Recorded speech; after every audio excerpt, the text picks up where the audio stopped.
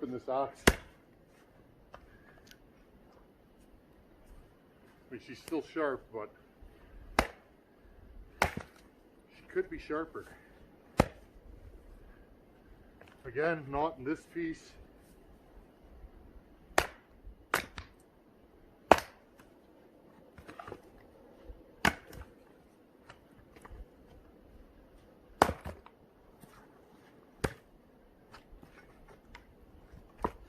Okay guys, so the question is, here, I'm going to move you back here. Can I get that into my truck? I don't have any equipment here, machinery, i.e. a loader. So let's see how silly we are. I need test logs, guys, so that I can make cuts for you guys on film this winter. So, and I didn't feel like taking my water tank off my trailer. My trailer's really low. Okay. This is the good stuff though. You know, need exercise. Super, super important. I do physical labor all day, and let me tell you, when I'm sitting around, so we'll come back in here with a loader and make a pile next year. When I'm sitting around, I feel awful. My body just seizes up. Okay, I gotta put my glove skis on here. Move everything out of the way. That's a big old piece of Manitoba maple. Fairly hard, and this would be a good test log if I can get it into my truck. Whew.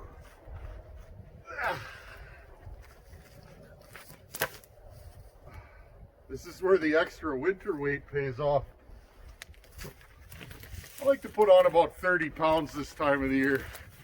Little insulation. Okay, well, let's see. This might be the silliest thing I've done on film, or it might be awesome. Okay, the water's freezing. The struggle is real. Well, this looks like a... Let me grab another piece here. Need a piece to get this a little higher.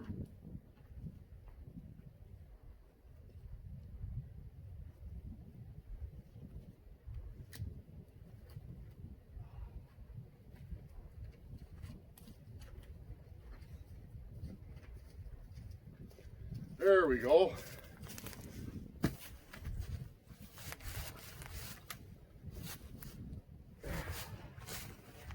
See if we can do this. Like I said, this might be a... Normally I bring my trailer and I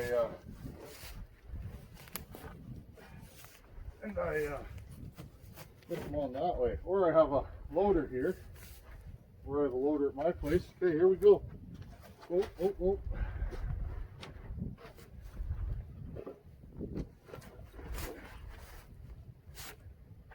Look, no hands. Okay. Hooked onto my pants.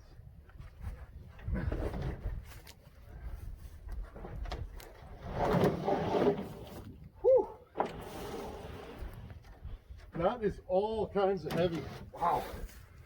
Okay, I got another one over here. Oh. That was something, guys and gals.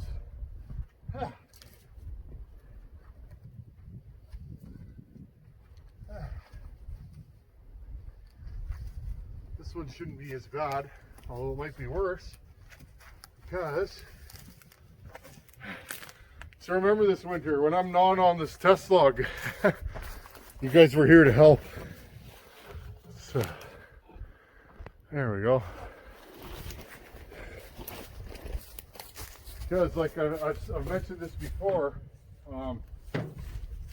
the snow could be tailgate high in here soon. It just depends. And I won't be able to get any logs, so the premise of today was to do some shooting, but I wanted to get a log or two home so that we at least have something to cut on, something of a decent size, which this stuff is.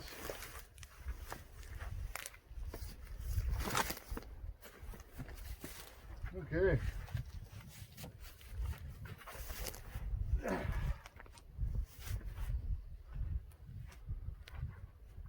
And then we'll fill the rest of the truck with rounds, and I'll split them at home. Okay.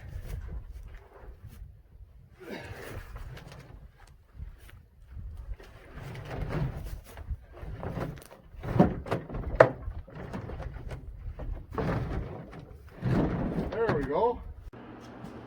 Hey everybody, how's it going? Another day in the power saw shop. Hope you guys are doing well. What am I doing today? Well, I'm going to answer a question that I get quite a bit actually. And that question is, can you fit a Stihl bar onto a Husqvarna? A lot of Stihl guys on the channel. Can you fit a Stihl bar on a Husqvarna? Let's explore that. I'm just going to pull the bar and chain off this saw and give her a go. Okay, got the side cover off. I blew all the crud out here. Can you put a Stihl bar on a Husqvarna? I get asked that quite a bit. And the answer is yes, you can, but you have to do some modification. I'm going to bring you guys in closer here so that you guys can see what the deal is. So hold on a second. Okay, this is a Husqvarna 288 XP, Tinmanized, of course. Let's have a look-see here. Well, first of all, let's compare the tails. Well, those are clearly, this is a large mount Husqvarna. Okay, large mount Husqvarna, large mount Stihl. Well, first of all, the Stihl is a lot larger and it's quite a bit shorter. The adjusters are in the same place and the oil holes are actually in the same place. So right there, that's not too bad. If the oil holes are in the wrong spot, you can re-drill them and kind of make it work. But okay, so this is what we're working with. Well, if I put this bar on this saw right now, look at that. There's all kinds of slop. So I wanted to show you guys. Bill Block from Australia sent me a little package. And in those packages, in that package was these, which don't look like anything. Well, this is actually a bar spacer. Okay? So look what that does. It takes the slop out. It takes the slop out of the bar. Okay? There's only slight up and down movement now. So, okay, so that's what's going on there, guys. So if you want to run the wrong mount, okay, you need to make a spacer. Make it out of whatever you can. Okay, I'm just gonna get this spacer more situated on here. There we go. Try and put this bar on so you guys can see what's going on. Okay, there you go. Okay, so right there. But here's the problem you're going to run into, guys. Okay, I'm just going to bring you guys back a little bit so you can see what I'm doing. This is a 25-inch Stihl, 84 driver, 3/8 50 gauge. It might be a 58 gauge. Don't quote me on that. Here's the problem, guys. Now, I got to back out this adjuster quite a bit. This is an inboard one, being an old school saw. Okay, I'm going to back this adjuster out a whole bunch.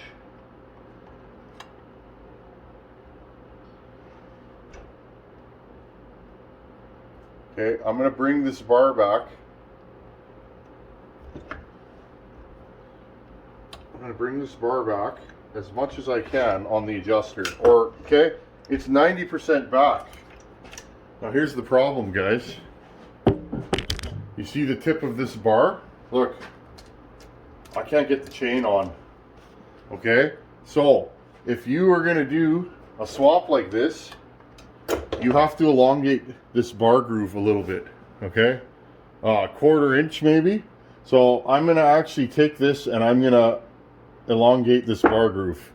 Give me a couple minutes to get set up and we'll make that happen. Guys, here's our bar groove. I want to, here I'll wipe this off with my thumb. Basically what I want to do is I need to make this slot a little bit deeper. Not much. Now the other way around that would be to get a longer chain, but 84 drive link is a standard 24-inch bar, or what Stihl calls 25.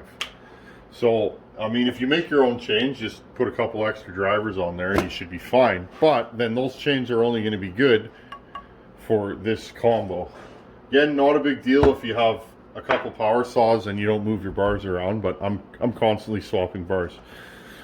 So I'm going to center punch this and drill a hole through here and then just dress it. Okay guys, I've marked my center. I'm going to take a precision center punch. This is a Starrett. Starrett makes machine tools. I go goo-goo for Starrett. Okay, now I've punched a hole in there. I'm just going to make the hole a little bit bigger. Okay. Okay guys, in the interest of time, I'm just hogging out the extra material with an end mill. I have some machinist equipment here. Again, you can use a file, Dremel, grinder, whatever.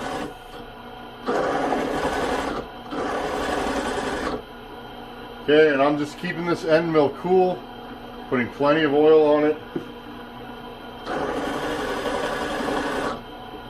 And again, this is just what I have. I'm not trying to make this look too complicated. I'm just trying to get this done in a reasonable amount of time. And there we go. Okay, you guys kind of get the idea. I'm just going to continue. I'm going to get the next size up end mill that I have, and I'm going to hog out more material. Just give me a few minutes here, folks. Okay, next size up end mill. Again, I want to keep this thing cool, and I don't want to dull my end mills. Just slowly cutting. Of course, this being a drill press, it won't slow down like a lathe would.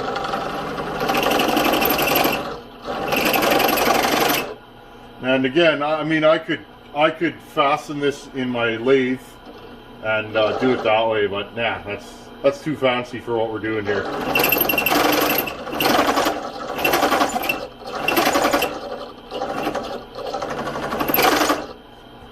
And we're almost through. Again, these bars are hard, so I like to get this done this way quickly.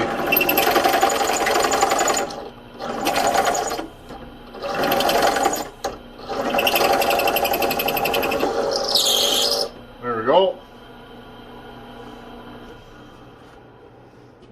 Okay, now I don't think I have an end mill that is exact. This one's close, it's slightly too big. I don't really want it to be too big. This one's too small. Again, I don't have a full selection end mills, but I have just enough to be dangerous. Okay, as you guys can see, we've end milled out a nice slot. Nice thing about an end mill, it doesn't grab like a drill bit would. Okay, now all I'm going to do is take a die grinder and I'm just going to cut these little tails off here and just finish that up with a round file. I'll hit you guys back up when I'm done. Okay, so I got my side cover on. This adjuster on this saw is it's got issues. It works fine with a Husqvarna mount.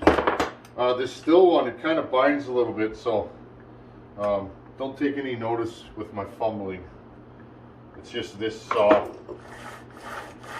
My buddy brought me this saw so I can play with it a bit. Now look, there's no play in this bar now. Where stock, it would move up and down probably a ½ an inch at the tip. Okay, so all we're doing, checking. There's still a little play in this bar that it's just going to stay put. I don't even have to drop the tip. Okay, now what we're going to do is tighten the side cover like you normally would.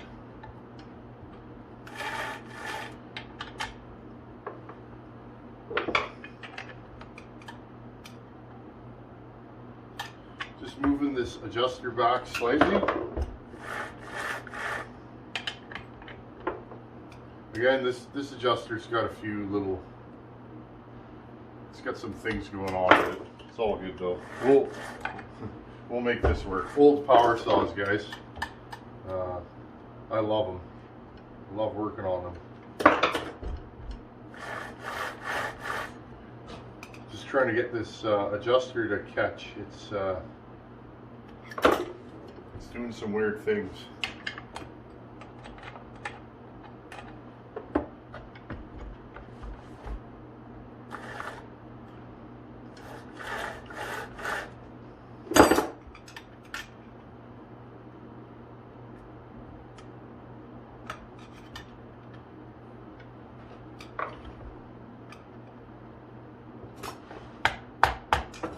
There we go. Did you guys see that? This, because that clip's missing on this adjuster, when you unscrew it, it's actually just unscrewing the entire screw, okay? That's why I'm having so much trouble with this saw. And I don't think I have one of those little H clips, so it is what it is. Okay, I'm just going to tighten this down like you normally would.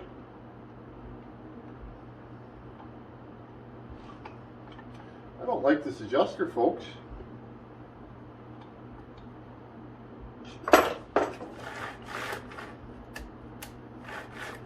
Okay, and I'm going to snug down this side cover and we'll call this one done. Okay friends, there you go. Bar is mounted. I snugged it down good so that you could see. I'm going to bring you guys in here so you can get a closer look at it. There we go.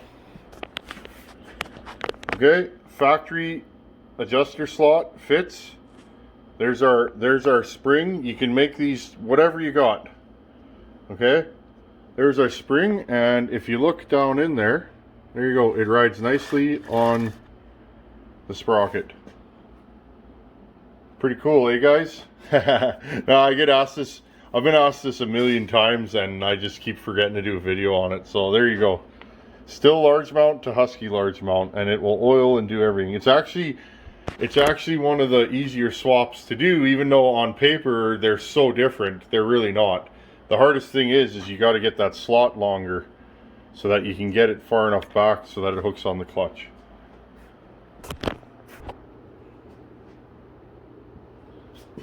Okay, there you guys go. Still on a Husky. It's totally doable, and it's like I said before, it's one of the easier swaps, even though they seem so different.